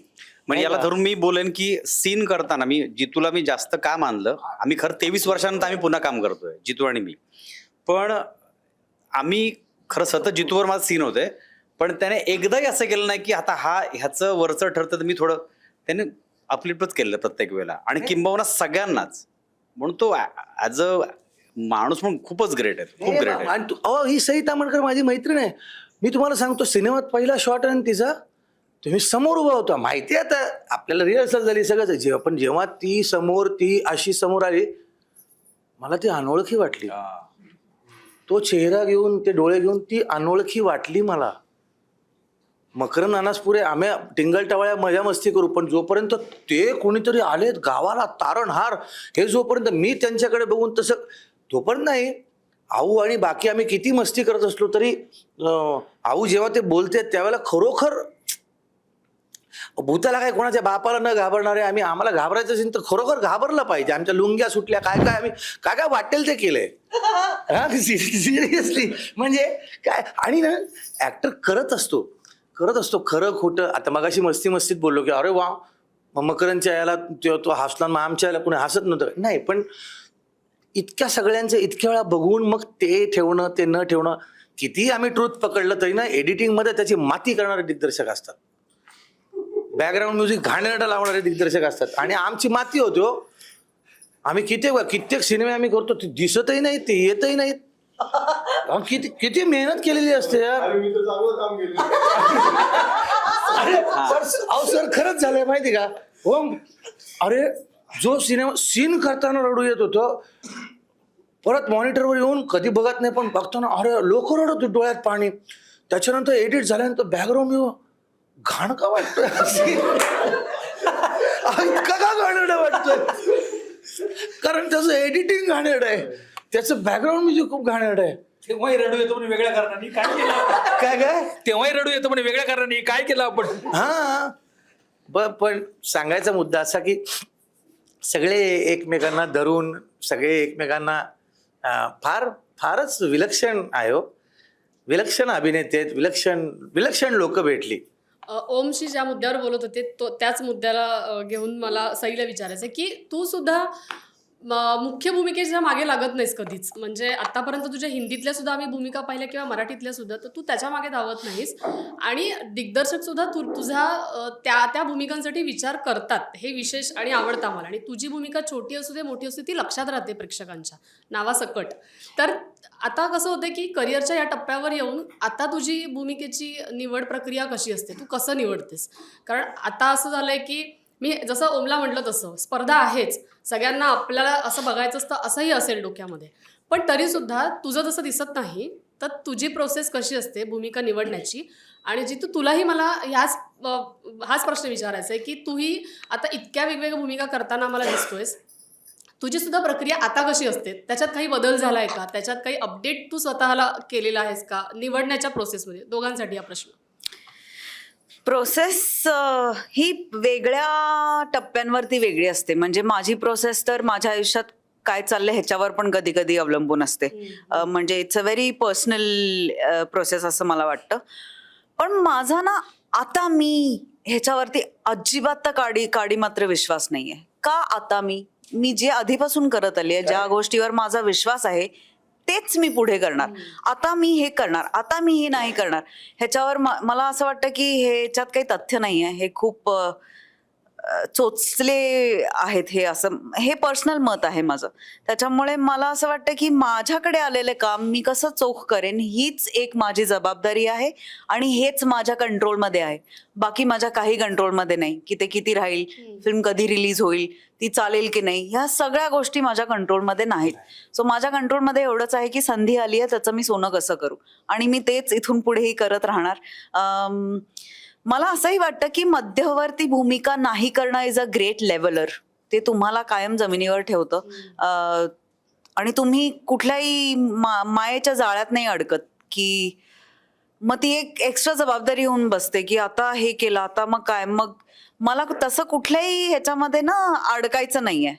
म्हणजे ही हे करेल का असं तुम्हाला जेव्हा होतं ना, हेच मला कंटिन्यू ठेवायचंय. म्हणजे मी उठून एक बेरोजगार सुद्धा उद्या करणारच, म्हणजे 100%. सो ते माझ्यासाठी पण रिइन्व्हेन्शन आहे. तर मला असं वाटतं की ह्याच्यात या उथळ गोष्टींमध्ये मला अजिबात अडकायचं नाही. मध्यवर्ती भूमिका मिळाली तर सोन्याहून पिवळं, त्यालाही मी तेवढंच प्रेमाने सादर करेन. पण असा काही फॉर्म्युला नाहीये, तो असा बदलत राहतो फॉर्म्युला. मी कुठल्याही अभिनेत्याला मी नावं नाही घेणार, पण मला काही एक दशकापूर्वी, काही वर्षांपूर्वी एक अभिनेता असं म्हणाला होता की अरे तू ॲक्टर आहेस रे, मी तर स्टार आहे. किंवा आणखी एक मित्र आहे खूप तो म्हणाला होता की असे किती सिनेमे तुझे चाललेत. माझी नाव सांग. माझी ही एवढे सिनेमे मी केलेत, एवढे. आणि तेव्हा मनातल्या मनात असं म्हणायचो की मी पुढची 25 वर्ष पाहतोय माझ्या मनात. मी आयुष्याचा भरोसा तर कोणाचाच नाही आहे, कोण कधी काय. पण माझी मुलगी झाल्यानंतर मला असं वाटलं की ही 18 वर्षांची होईपर्यंत तिला 18 भूमिका अशा देता येतील का की असाला 18च्या 18 भूमिकांमधला माझा बाप वेगवेगळा आहे. आणि मला त्यासाठी नाही खूप म्हणावं लागलं. म्हणजे मी हिंदीतले सुपरस्टार्स आहेत त्यांच्याबरोबर मी मला ते नाही करायचं. कारण जेवढ्या प्रदेशातून आपला घोडा मानाने दौडेल तेवढ्याच प्रदेशावर आपला हक्क सांगावा, अधिकार सांगावा. तर मला फार आपसुक आतून घंटा वाजते माझी अशी काहीतरी टांग काय नो डाऊट. कधी कधी अनेक असे सिनेमे आहेत किंवा कामं आहेत जे घराचे हप्ते असल्यानंतर घर चालवावं लागतं ना तुम्हाला. तिथे कोणी सांगायला अरे वा जितेंद्र जोशी तुम्ही तुकाराम केलाय, 50 रुपयाचा तांदूळ घ्या 25 मध्ये, नाही कोणी सांगत. किंवा घाणेरडा सिनेमा केलाय, 50चा तांदूळ तुला 75, नाही असं कोणी नाही सांगत. किंवा तुम्हाला त्या सगळ्या गोष्टी करण्यासाठी पैशांची गरज असते, त्याचं सोंग नाही आणतात. हां, पण तुम्हाला गरजा कमी करता येतात. तर त्या कमी ठेवल्या की तर तुमचं आपसूक सगळं पुढे थोडं सोपं होत जातं. आणि नाही म्हणावं लागतं तुम्हाला अनेक गोष्टी, हे नाही करणार. ते नाही म्हटलं की येतं आपसूक. आणि स्वतःवर विश्वास असला तरी चालतं. म्हणजे आता गंमत कशी आहे की जरी समजा सिनेमा अख्खाच्या अख्खा, मगाशी शोलेचं उदाहरण झालं होतं, अख्खाच्या अख्खा शोले आहे पण कितने आदमी थे 2 सरकार कितना इनाम रखे, पुरे 50,000. ते पुरे 50,000 म्हणणाऱ्या माणसाला सुद्धा म्हणजे रामायणातली खार काढून टाकली खारुताई तर काहीतरी फरक पडेल ना. जटायू काढून टाकला रामायणात काहीतरी, त्या क्षणीचा तो हिरो असतो. त्यामुळे परत सांगतो, मध्यवर्ती नाही मुद्द्यावरती, त्या क्षणीचा तो प्रसंग त्या सीताहरण जटायू शिवाय नाही होऊ शकत. जसं रावणाशिवाय नाही होऊ शकत तसं जटायू शिवाय सुद्धा नाही होऊ शकत. असे तो रामसेतू जेव्हा खारुताई शिवाय नाही बांधला जाऊ शकत. सो ते तर कुठे मी खारुताई आहे, कुठे काय सगळंच आहे, मी जटायू पण आहे, सगळंच आहे. पण तुम्ही दोघांचं जे काही आता सध्या सुरू आहे काम, तर ते आम्हाला सगळ्यांना खूप आवडतंय आणि आम्ही ते आमच्या पेपरच्या माध्यमातून पोचवतही असतो प्रेक्षकांपर्यंत. तर आम्हाला आणखीन वेगवेगळ्या भूमिकांमध्ये तुम्हाला बघायचं आहे आणि आम्हाला माहिती आहे आम्ही बघणार आहोत. थँक्यू. मगाचपासून सगळ्या तुम्ही गप्पा. आता छोटे छोटे रोल म्हणालात. मी रुस्तम केलं. रुस्तमच्या वेळी मला बोलावलं. मला आतमध्ये मी गेले ऑफिसमध्ये, समोर माणूस बसला होता. तो मला म्हणाला बैठो. तर मला वाटलं कोणतरी असिस्टंट असेल. त्यांनी माझा सीन सांगितला. मला म्हणाला हमें इस रोल के लिए ना ऐसे डेरर औरत चाहिए थी, आप करोगे? म्हटलं हां करूंगी. मी गेले, तो रोल केला. तुम्ही बघितला की नाही मला माहिती नाही रुस्तम, पण मला त्याचं हिंदी सिनेमाचं बक्षीस सुद्धा मिळालं. म्हणजे एक इच्छा होती, मराठीत मिळालं, एक हिंदीत मिळावं, ती पण पूर्ण झाली. त्यामुळे आता मी बुकिंग केलेलं आहे वर. पण मगाचपासून या सगळ्या गप्पा प्रिय ऐकते शांतपणे. मला तुला विचारायचं आहे की या सगळ्यांबरोबर काम करतानाचा तुझा अनुभव कसा होता? कारण ही सगळी मंडळी भरपूर अनुभवी आहेत, त्यांच्याकडे अनुभव आहे. तर तुझा अनुभव कसा होता सगळ्यांबरोबर काम करण्याचा? पहिल्यांदा मला या फिल्मच्या स्टारकास्टबद्दल समजलं तेव्हा तर मी खूप जास्त एक्सायटेड होते. कारण या प्रत्येकाची कामं मी लहानपणापासून पाहत आली आहे आणि मी फॅन आहे या सगळ्यांची.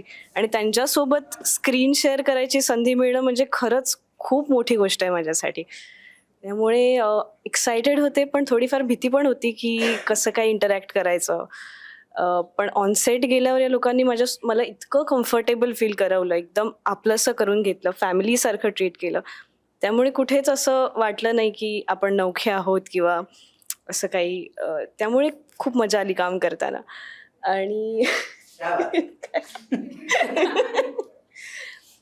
सो येस, आणि माझा तर अजूनही शिकण्याचा मोड ऑन आहे. जितकं यांच्याकडनं शिकायला मिळतंय, हे जसे बोलतात, इंटरॅक्ट करतात, ते सगळं मी समजून घेते, जे मला पुढे माझ्या जर्नीला हेल्प करेल. So yes, observation mode on आहे माझा आणि शिकते. आता तू काम केलं की आमची नावं सांग, म्हणजे आम्ही तिकडे पण शिकवायला येऊ. वरचं तिकीट काढलं होतंस ना, सतत काहीतरी प्रत्येक 1-2 इंटरव्ह्यू मध्ये वरचे तुला माहितीये का, जे 48 आहेत ना त्यापैकी 4-5 लोकांना पोचूनच जाशील. मग तू कशाला बोलते आणि मध्येच बोलते मी आता शिकवायला जाणार, आमचं नाव अजूनही भूक नाही मिळालीये म्हातारीची, कधी मरते का? मग कशाला मग बोलायचं मी हे करणार आहे ते करणार आहे. आता मस्त आहे ती, तिला शतायुषी हो, 150 वर्ष जग.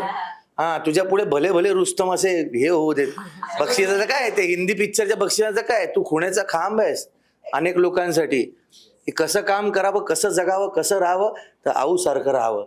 ती बक्षिस तुला मिळेल, ती बक्षिस मोठी झाली, तू नाही. पोरं थांबत नाहीत. नाही, मी ऍक्च्युली योगेश तुमच्याकडेच येते, कारण की जेव्हा लेखक म्हणजे लेखक आहेस या सिनेमाचा, पण जेव्हा त्याच सिनेमामध्ये अभिनेता म्हणून काम करायचं असतं तेव्हा त्या लेखकाचा किती फायदा होतो अभिनय करताना?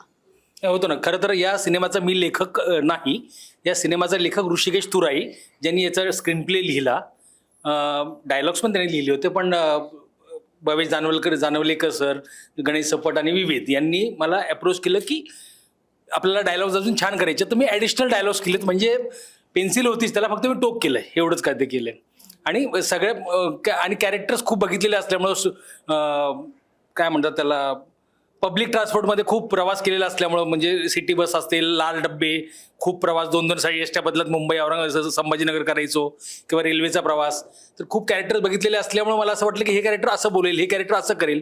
आणि हे सगळे कॅरेक्टर्स मी छान डिझाईन केले, सगळ्यांना छान छान वाक्य दिली. आणि शेवटी यांनी सांगितलं की हे कॅरेक्टर तू करतो, ज्याला सगळ्यात कमी वाक्य आहेत, ज्याच्यात फक्त ती आईच बोलतीये, त्याची आईच बोलते. आणि इथं मी मग मकरंद सर म्हणले तसं मी रिॲक्टर आहे, मी फक्त रिॲक्ट होतोय.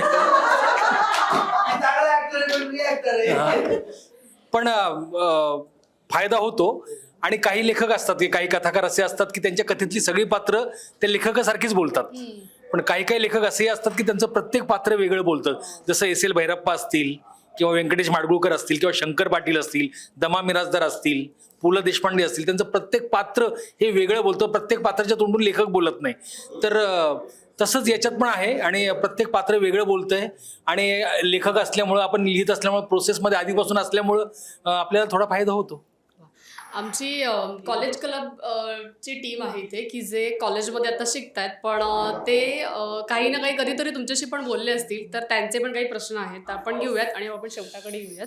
तुमचं नाव सांगा, तुम्ही कुठल्या कॉलेजमध्ये आहात, आणि मग प्रश्न विचारा. नमस्कार, मी गायत्री देव, मी आरे पोदार कॉलेजची स्टुडंट आहे. नमस्कार, मी गायत्री देव, मी आरे पोदार कॉलेजची स्टुडंट आहे. मला हा प्रश्न विचारायचा होता की भीतीदायक सीन करताना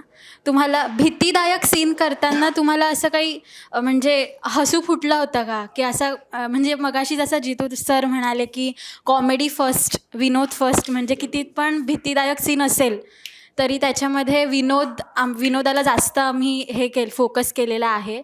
तर असा काही असा सीन घडला होता का? मला ऐकायला आवडेल. तसा सीन नाही, फोडत काहीच नसतो मी.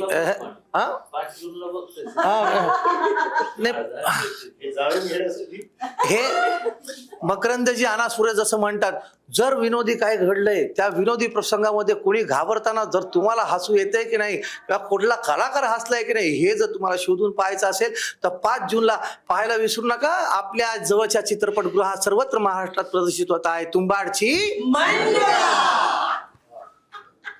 नमस्कार, मी गंधर्व ठोंबरे, मी कजे सोमय्या कला व वाणिज्य महाविद्यालयातनं आहे. चित्रपटामध्ये अथर्व रुके आम्हाला पाहायला मिळाला. तो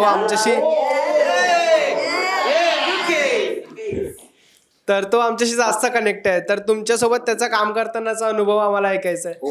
तो क्रेझी आहे, क्रेझी. अथर्व रुके खूप भारी, माझा खूप चांगला मित्र झाला अथर्व रुके. आम्ही असं मस्त फिरायला वगैरे जायचो. आधी मी एकटा जायचो, मग एक दिवस कुत्र मागं लागलं माझ्या. मैत्री झाली नंतर. हा, नंतर मग अथर्व रुकेला मी सोबत, आम्ही असं टेकडीवर वगैरे फिरायला जायचो, खूप गप्पा मारायचो. अथर्व रुकेशी मी गंभीर गप्पा मारायचो, म्हणजे त्यांनी काही वेगळा फ्लेवर येतोय का मी बघायचो, आणि त्यांनी खूपच मजा येईल. अथर्व रुकेचा एकदा गंभीर इंटरव्ह्यू घ्या, खूप मजा येईल तुम्हाला. खूप भारी माणूस आहे तो, मी त्याचा फॅन आहे.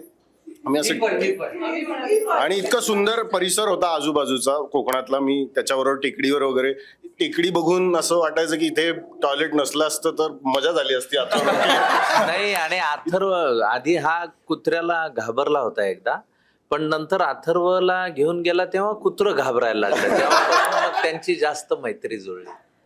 अथर्व रुके खूप आणि प्रामाणिक मुलगा आहे खूप. परवा आता तो आहे ना, आमचा हे होता, ट्रेलर लॉन्च होता, तर सगळे आम्ही असे तसे फॉर्मल बोललो. 2च लोक असे खतरनाक बोलले, एक म्हणजे आऊ, दुसरा म्हणजे अथर्व रुके.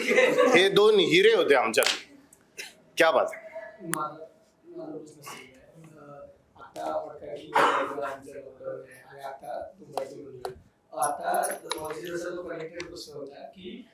नवीन सिनेमा किंवा नवीन प्रॉडक्ट असे काही पॅरामीटर्स थोडे ठेवलेले असतात की हे असेल तर आपण करूया किंवा असं काही.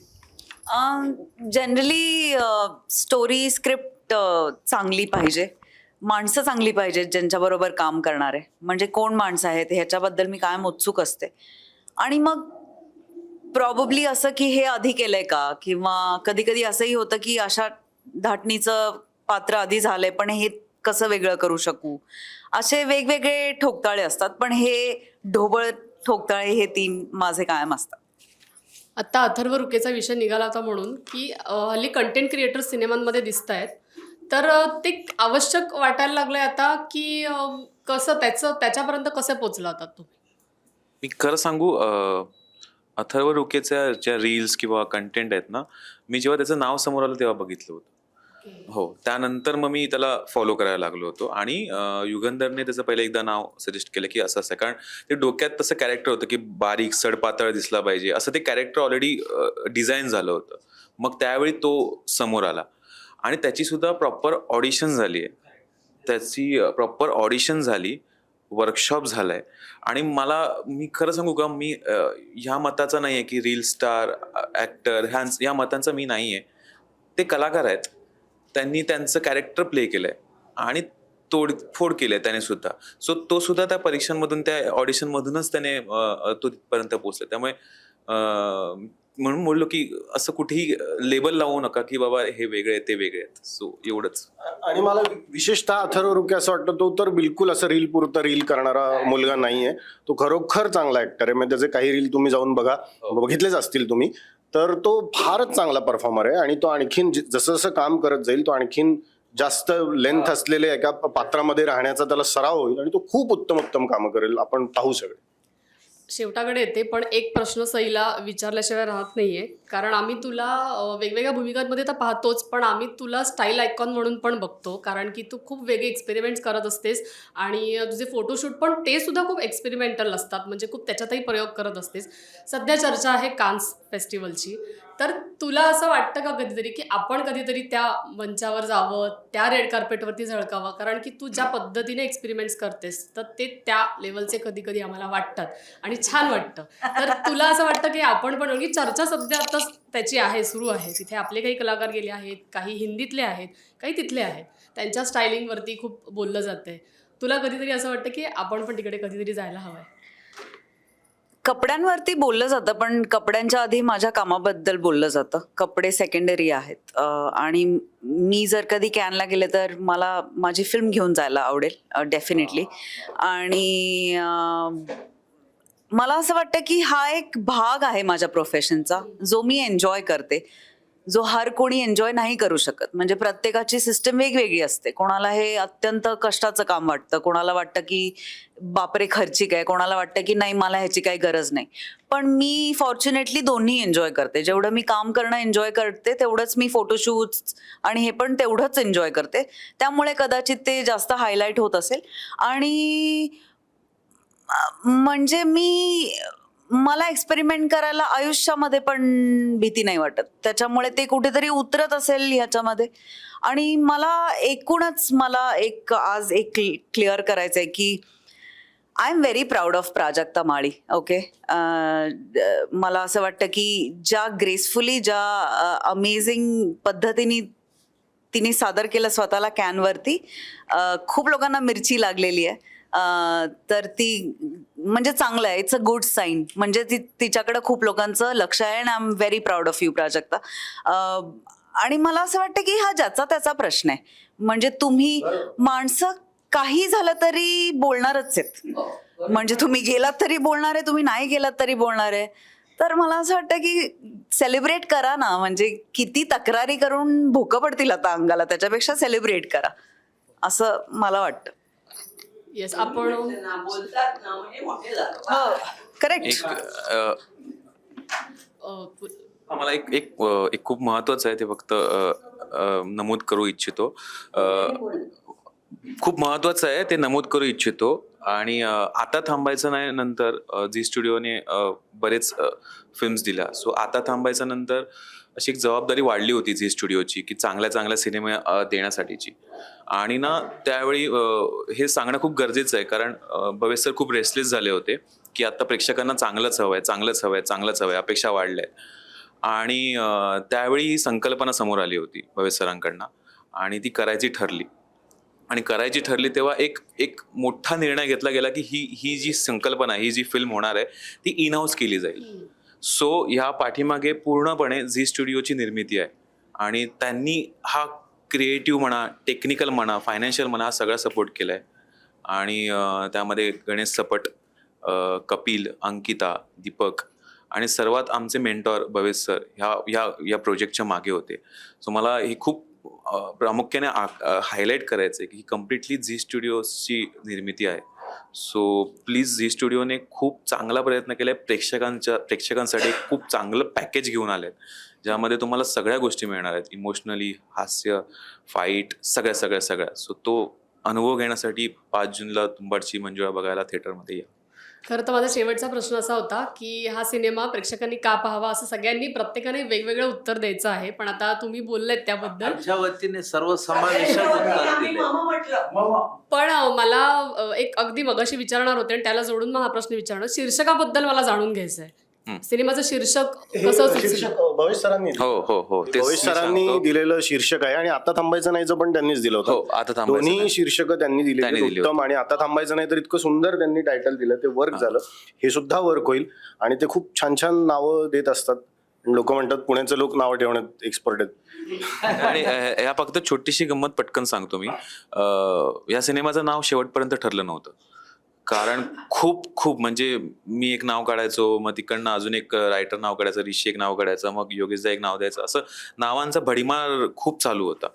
मग नंतर असं झालं होतं की अरे काय सारांश काय, एक संकट गावावर येतं, गावावर संकट येणार आहे, कुठलं संकट येणार आहे, कुठून येणार आहे, कसं येणार आहे.